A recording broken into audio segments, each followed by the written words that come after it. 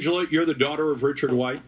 Hold on a second. Yes, I am. Okay. And what's your... Sorry. Go right ahead.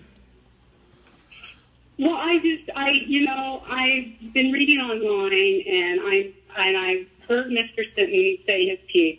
I just wanted to make sure that he doesn't try to sully my brother's good name. My brother is a 22-year Air Force veteran, retired. He lives in Hawaii, and this is why he has not heard from my brother. My brother has not seen that car since it was stolen out of my good dad's garage in 2001. He did not sell it. He did not trade it. He didn't lose it in a debt. He didn't lose it racing or any of these other things I've read online. The car was stolen. Tell me this. Do you know that Mr. Stanley that Lee Sitton mentioned today? I have never heard of a Mr. Stanley.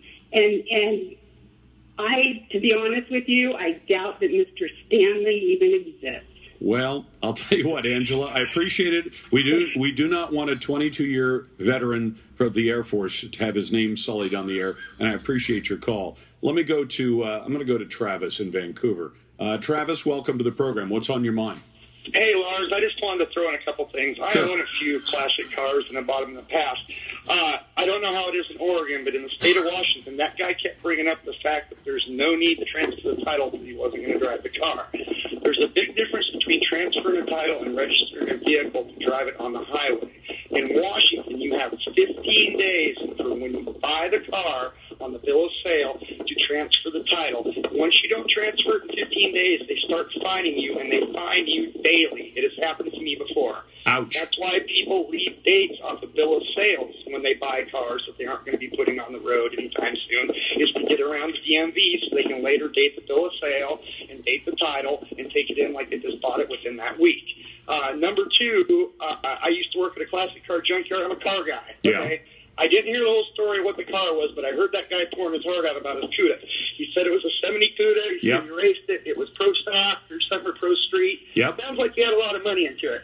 If you're getting a car like that, even if it's been sitting from somebody for $5,000 with no title, you've got to know something's up. That's not enough money for that car. By the way, and that was 13 years ago, but a friend of mine, Don Olson, just sent me a list from Hemmings that has fully restored Cudas, and they're nice looking, but they're anywhere from $60,000 to $100,000. Yeah, that was incredibly too cheap for that car. You got to know something's up right there. So either the guy was in on it, or he stole it himself. Well, and that's the concern I've got, Travis. Yeah, and I think if you've got stolen property, it may hurt, but you have to turn it back. Andy's on in Oregon City. Andy, what do you say? Yeah, Lars, I've bought and sold a lot of old cars over the years myself, and I've bought parts cars and all kinds of cars. And I've always demanded a title because the last thing I want to do is get an old car, start working on it, put a lot of money into it, find out it's been stolen at some point in time, and then the original owner on the title has the right to come and demand that car with all the improvements that I put into it, and I end up with nothing. The only recourse I would have would be to go to the previous guy that I got the bill of sale from. And I bought an old convertible once in 2001. Yeah. And the dealer said, well, it's on consignment, so it's going to take a little while to get the title. Well, it took 2 months.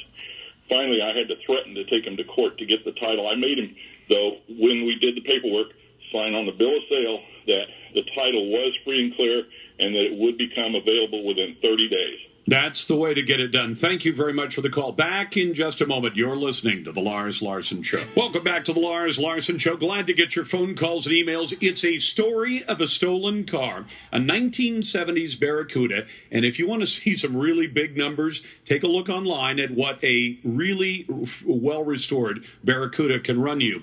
It runs all the way from $40,000 to some people are asking over $100,000 for a car like that. We're talking about Richard White's automobile that he bought brand new in 1970. It was stolen in 2001, reported stolen to the police. And by the way, he tells us it was insured up till the summer of that year. But the reason he took the insurance off of it was that it was locked up in a garage in preparation for some work that was being done on it. And so you've got that. They have talked to Mr. Stanley. The statute of limitations on car theft, by the way, runs only 3 years, which means there is no car theft in this case. Only the fact that Mr. Lee Sitton appears to have the car now, and he says he'll give it back when he is told to give it back by somebody other than Mr. White. Let's go to Bud in Eugene, who's a naysayer. Bud, you know we take naysayers first. What's on your mind? Thank you, Lars. That's a great asset of your program that you allow people to. The stolen the return of stolen property. My question is a larger scale. All you people basically are living on stolen land, but I don't see any of you people stepping up and giving it back to my Stolen people. From who? Very sentimental to us. Stolen from who, Bud? From the original people, the natives, the First Nation people. Bud, I got to tell you something. You need to go see Dinesh D'Souza's movie about America, because that explains, by the way, do you know how your people, as you described them, used to decide the ownership of land? Oh, yeah. Wait, they were killing each other. Yeah. In other words, whoever was stronger owned a piece of land, and when somebody stronger than that came along, then they took the land from the person who was sitting on the land at that time. So when the I would say that person that's holding that car is in a stronger position than the guy that lost it. So what's the big deal? Because the laws are different now than they were when your people owned the land, right? The Ten Commandments aren't any different. Thou shalt not steal. No, the Ten Commandments aren't part of the Oregon Revised Statutes last time I checked. Is that a good argument, do you think? No, it's a rationalization, but also... No, it's not. It's saying the Oregon Revised Statutes are not allowed to encompass religious rules because the First Amendment to the Constitution says the government can't adopt any laws that would favor one religion over the other. You're not asking for that, are you? Do you believe in your Ten Commandments? Yes, I do. I also know that they're not part of the statutes of Washington or Oregon. So as long as it's not a statute issue... Didn't say that. Don't put words in my mouth. I'm great at taking them back out and throwing them back at you. So well, I love that part of you. Well, I try, Bud. I try. And by the way, you can't very well call it stolen when your people stole it from the tribe they took it from. Can you? Well, you're assuming that land was stolen from another tribe, but that's white man history, and you don't think that... Well, hold on. White man history? There have been Indians or original people, whatever you want to call them, on this property for 10,000 years. Kennewick man is, I think, 9,600 years ago. So if there have been people here for 10,000 years, do you think that 500 years ago there was any piece of land in the North American continent that hadn't had an Indian foot on it at one time or another? I would probably say I wouldn't think that, no. Yeah. So in other words, somebody took the land from somebody else, and that was the system by which we decided who owned a piece of land, right? Your people used it. Take the land from? What's that? Who did Adam and Eve take the land from? God gave it to them. Well, God gave it to my people also in our tradition. Yeah, and then he said, whoever's stronger can...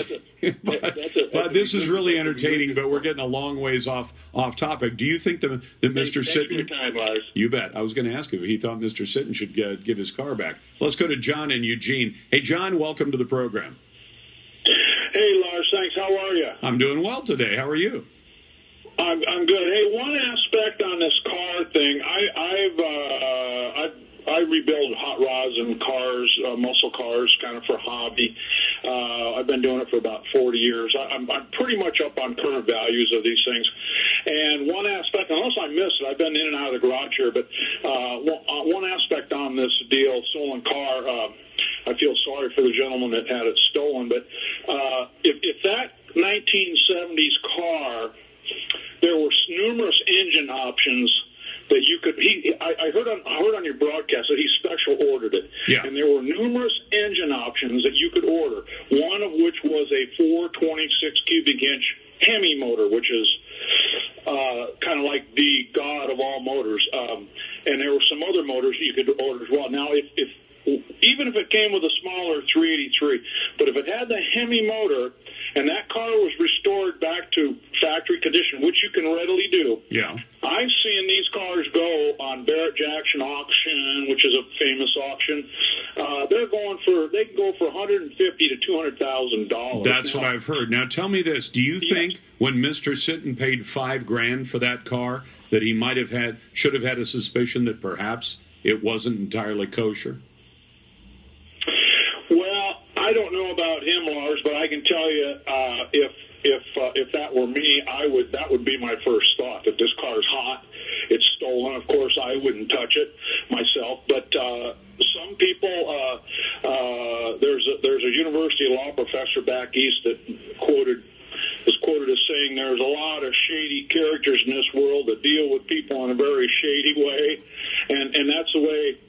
Well, you know, when I called a friend of mine yesterday, a lawyer, and said, listen, how do you determine possession of stolen property? He said it usually isn't prosecuted unless you did it knowingly. And the first example he gave me was, Lars, if a guy walks up and offers to sell you a $1,000 flat screen for $100, you have good reason to believe that that is not a legitimate, offer of sale. And so... Yeah, I'm with you on that, Lars, 100%. The gentleman that bought the car, like I say, I don't know him. I don't know what. I listen to him in the radio, but of course it's difficult to make up an opinion there. But I don't know if he knew it or not. Of course, if he states he knew it, then he's in big league. Well, it sounds to me like Mr. Sitton did not know. Although the $5,000 price really suggests something far lower, even if the car wasn't drivable. Well, Mr. White says, the guy who has the title to the car,